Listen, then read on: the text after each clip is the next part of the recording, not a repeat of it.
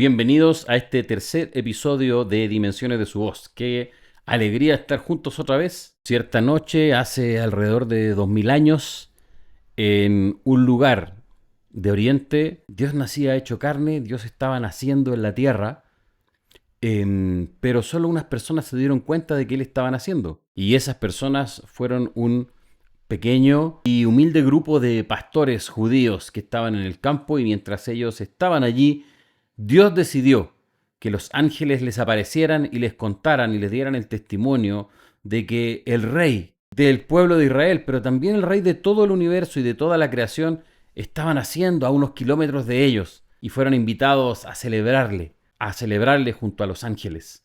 Había en ese entonces en Israel cientos de especialistas en las escrituras. Sin embargo, ninguno de ellos se enteró en ese momento de que Jesús estaba naciendo. Hoy vamos a hablar acerca de qué es conocer. Vamos a hablar acerca de cómo caminamos con Dios. ¿De qué quiere decir que nosotros seamos conocidos por Dios? Bienvenidos al tercer episodio de Dimensiones de su Voz. Ya llevamos 3 capítulos, pasaron los 2 anteriores. Muchas gracias a todos los que han estado conectándose, a los que lo han estado viendo, a los que han estado dejando sus comentarios. También gracias a los que estuvieron dejando algunas preguntas. Vamos a ir trabajándolas a lo largo de la semana. Y bien, para iniciar, quisiera leer un versículo, un pasaje en Gálatas capítulo 4, versículo 9. Gálatas capítulo 4, versículo 9. Pero ahora que conocéis a Dios, o más bien que sois conocidos por Dios, ¿cómo es que os volvéis otra vez a las cosas débiles, inútiles y elementales, a las cuales deseáis volver a estar esclavizados otra vez? Y bien, fíjense cómo el pasaje dice, ahora que Dios los conoce. Es decir, está diciendo Pablo que había un momento en que esas personas, en que los Gálatas no eran conocidos por Dios. ¿Cómo es eso si nosotros decimos, bueno, Dios conoce a todas las personas? Conocemos probablemente toda la historia, ¿verdad?, en que Jesús, a modo de parábola, un poco cuenta, y él dice, van a venir muchos en aquel día a decirme que hicieron milagros en mi nombre y que echaron fuera demonios. Yo les voy a decir, yo no los conocí nunca. Yo no sé quiénes son ustedes. Apártense de mí, hacedores de iniquidad. Entonces, ¿Jesús no los conocía? ¿Jesús no conocía, o el Señor no conocía a los Gálatas? Aparentemente no. Ahora, ¿eso quiere decir que Dios no sabía quiénes ellos eran? No, no quiere decir eso. Y es que hay una diferencia entre saber y conocer en la Escritura.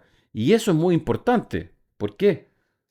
Por ejemplo, en el Antiguo Testamento vamos a escuchar al Señor diciendo, mi pueblo pereció porque le faltó conocimiento. La iglesia solucionaría eso con una escuela dominical o con un mes de estudio bíblico, con una escuela acerca de Efesios para que podamos conocer mejor al Señor leyendo el libro de Efesios. Si bien eso podría ser muy beneficioso, lo cierto es que en las Escrituras el conocimiento y el conocer no están asociados a la posesión de información correcta.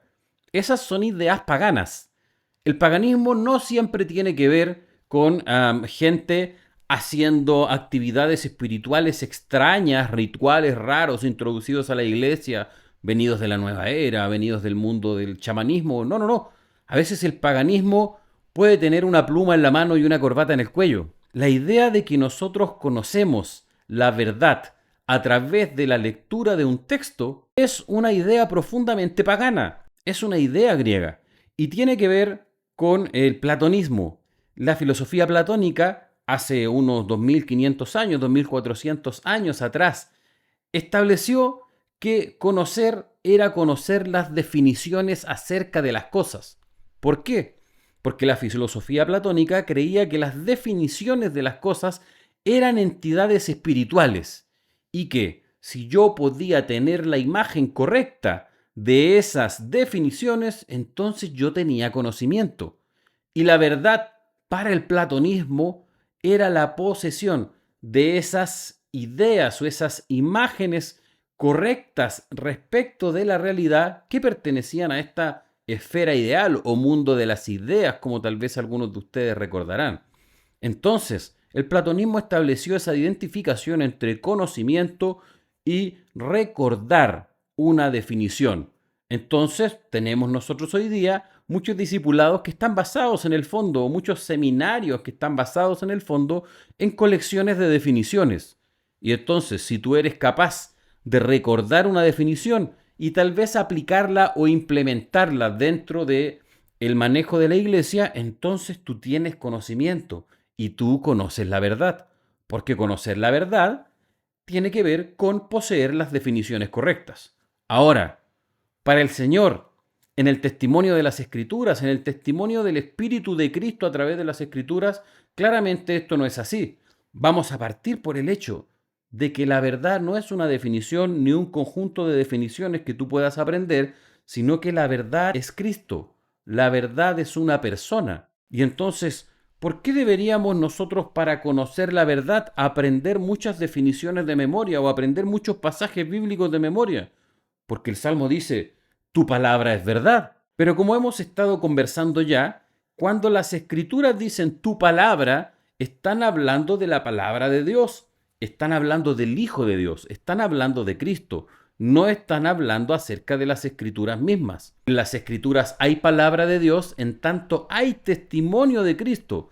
Y entonces tu palabra es verdad, es exactamente lo mismo que la palabra viviente mirando a sus discípulos y diciéndoles, yo soy la verdad. La verdad, dijo, van a venir muchos diciendo que hicieron cosas en mi nombre y yo les voy a decir, yo no los conozco. Si la verdad no te conoce, tú tampoco conoces la verdad. Ahora, la verdad podría no conocerte aunque tú seas un evangélico. La verdad podría no conocerte aunque tú pertenezcas a algún ministerio apostólico. ¿Cómo sabemos que la verdad nos conoce? Está escrito ahí en una de las cartas a Timoteo y dice, conoce el Señor a los que son suyos y apártese de iniquidad todo aquel que invoca el nombre del Señor. Y entonces allí hay dos elementos. El Señor conoce a los que son suyos. ¿Quiénes son aquellos que son conocidos por Dios? Aquellos que pertenecen a Dios. De nuevo, ¿cómo yo sé que Dios me conoce? Si yo pertenezco solo a Él. Porque el conocer en la realidad, que es el testimonio del Espíritu y la expresión de ese testimonio en las Escrituras, conocer es vínculo, conocer es relación. Todos conocemos, ¿verdad? Como en el Antiguo Testamento, sobre todo la palabra conocer, la palabra yadá. Es una palabra que es usada tanto para conocer a Dios, así como para el conocimiento íntimo entre esposos. Porque conocer en las Escrituras, conocer para el Señor, es vincularse, unirse, relacionarse a través de un pacto de pertenencia mutua, en que tú perteneces a Él. Tú le conoces a Él en tanto le perteneces a Él. Y escribe nuevamente a Timoteo y dice, y se aparta de iniquidad todo aquel que invoca el nombre del Señor. ¿Quién más conoce al Señor? Aquel que invoca el nombre del Señor. Invocar quiere decir llamar en el interior. Todos aquellos que tienen el nombre del Señor dentro de sí, aquellos que se han vuelto habitación de Dios. Conocer a Dios quiere decir unirse a Él. Entonces conocer en las Escrituras es la experiencia de unirse a Dios. Y Dios no se une a nadie sin pacto. Dios no se une a nadie sin un juramento de por medio. Él mismo ha jurado que nosotros somos suyos. Si tú respondes a esos juramentos, si tú eres de Él, entonces Él te puede conocer y tú puedes conocerlo a Él. Si la verdad te posee, si la verdad se adueña de ti, si la verdad se transforma en todo lo que tú eres, entonces tú puedes conocer la verdad. Pero eso no se consigue a través de un seminario, un discipulado o la lectura de muchos libros. Eso solo se consigue poniendo toda tu vida en Él. Una de las primeras veces que la palabra conocer aparece en las Escrituras es en el capítulo 3 de Génesis. Y es, por una parte, hablando acerca del árbol del conocimiento del bien y del mal, pero más precisamente cuando la mujer conoce que estaba desnuda. Y si te fijas, ese conocimiento que ella obtuvo, el conocimiento de estar desnuda, no fue una información, no fue un dato en su mente, fue una experiencia. Ella tuvo una experiencia, ella experimentó que estaba desnuda. El conocimiento es una experiencia inmersiva. El conocimiento es el adentrarte tú en aquello que estás conociendo. el apóstol Pablo en su carta a los Efesios.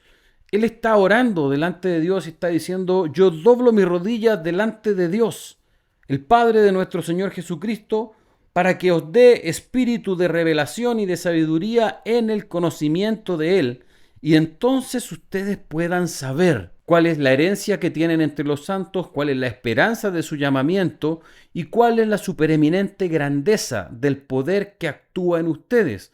Ahora fíjense, el apóstol Pablo sabe perfectamente que él no puede hacer que sus discípulos de Éfeso conozcan a través de una predicación, a través de una impartición o a través de las mismas cartas. Él no cree estar transmitiendo conocimiento a través de las cartas. Él está transmitiendo un testimonio que podría conducirlos al conocimiento de Jesucristo si acaso Dios les da espíritu de revelación y sabiduría en el conocimiento de Él. Cuando Jesús habló acerca de la verdad, Él dijo, el Espíritu de verdad va a venir y Él os va a guiar a la verdad. La verdad es un lugar, porque Cristo mismo es un lugar. Cristo es aquel lugar en el cual nosotros nos hallamos, si acaso estamos en Él. Ahora, para ser trasladados dentro de Cristo, quien es la verdad, necesitamos que el Espíritu Santo nos traslade a ese lugar, nos traslade hacia adentro de Él, nos traslade hacia la verdad, nos traslade al interior de la verdad. Decía el pasaje que citábamos recién, que el Padre os dé espíritu de revelación. ¿Qué es la revelación? Tenemos ahí la palabra griega apocalipsis, ¿verdad? Que quiere decir un velo que se rasga, oír a través del velo, oír más allá del velo. Revelación tiene que ver con un tránsito de un lugar a otro. Revelación tiene que ver con un paso de dimensión. Yo me introduzco en una realidad y entonces yo conozco. Yo me introduzco en la realidad de mi herencia entre los santos. Yo me introduzco en la esperanza a la cual he sido llamado. Yo me introduzco en la grandeza del poder que levantó a Cristo de entre los muertos y entonces le conozco. El conocimiento de Dios es la experiencia de Dios en el caminar con Él por el testimonio del Espíritu. No vas a obtener jamás conocimiento de Dios de la lectura de un libro, aunque ese libro fuese la Biblia misma. Yo conocí muchos profesores que sabían muchísimo de la Biblia, más que algunos pastores, y eran ateos. Y tenían un impresionante conocimiento de la Biblia, y ellos eran ateos, tranquilamente ateos. Porque la lectura del libro por sí mismo no produce nada. Es el Espíritu el que vivifica, dijo Jesús, y las palabras que yo hablo son espíritu y son vida, dijo Jesús. Las palabras que yo hablo son espíritu y son vida. Jesús está hablando con algunos judíos que habían creído en Él y le dice, si ustedes permanecen en mi palabra, seréis verdaderamente mis discípulos y conoceréis la verdad y la verdad os hará libres. Fíjense cómo Jesús sabe perfectamente que el hecho de que ellos estén escuchando lo que Él está enseñando no los transforma en discípulos.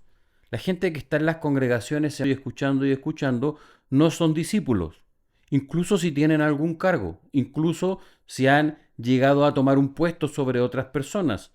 El hecho de que todo eso haya ocurrido dentro de la organización de la iglesia no quiere decir que hayan sido discípulos de Cristo. ¿Cómo se transforman en discípulos? Jesús lo dijo, si ustedes permanecen en mis palabras. Ahora, si ustedes habitan en mis palabras, si mis palabras se transforman en su realidad, entonces ustedes serán verdaderamente mis discípulos y conoceréis la verdad y la verdad les hará libres. Entonces hay distintos elementos aquí. Fíjense, si ustedes se quedan en mis palabras, o sea que cuando Él me habla una palabra, hay una dimensión que se está abriendo delante de mí y yo puedo quedarme dentro de esa palabra o puedo salir de esa palabra. Si yo me quedo dentro de esa palabra, cabe la posibilidad de que yo llegue a conocer la verdad y de que yo me vuelva su discípulo, que yo me vuelva como Él. Si yo me quedo dentro de esa palabra, cabe la posibilidad de que yo llegue a conocer lo que Él me está diciendo, de que yo llegue a conocer lo que Él me está manifestando. Fíjense cómo uno de los apóstoles dice, yo he estimado todo por basura con tal de llegar a conocer el poder de su resurrección. O sea, él está diciendo, yo tuve que transformar mi vida con tal de llegar a conocer esto. No lo llegué a conocer porque tuve una definición, porque fui a un seminario, porque alguien me dio una explicación de 10 puntos y entonces ahora yo conozco. Dijo, no, yo tuve que desecharlo todo para llegar a conocer esto. Al punto de que Jesús está diciendo, y entonces, cuando conozcáis la verdad va a transformar vuestra condición y los va a hacerles. ¿Libres de qué? Jesús dice libres del pecado. Es decir, una vez más, el conocimiento de Dios tiene que ver con una transformación en el estado de nuestro ser interior. Si yo conozco a Dios, mi ser es mudado por ese conocimiento de Dios. ¿Por qué? Porque conocer a Dios es unirme a Él. Conocer a Dios es habitar en Él y transformarme yo en su habitación. Conocer a Dios es ser transformado en el lugar donde Dios habita. Tú le conoces en tanto Él te habita a ti y tú le habitas a Él. Entonces conocer a Dios tiene que ver con un vínculo de unidad con Él.